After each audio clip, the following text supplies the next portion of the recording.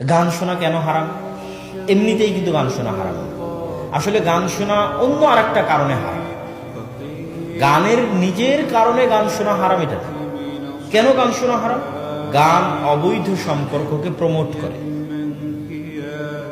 তাহলে যে গান শুনবে তার মধ্যে অবৈধ সম্পর্কের আগ্রহ তৈরি হবে। সে যখন অবৈধ সম্পর্কের দিকে যাবে তখন তার ধীরে ধীরে লজ্জাস্থানের পবিত্রতা নষ্ট হবে।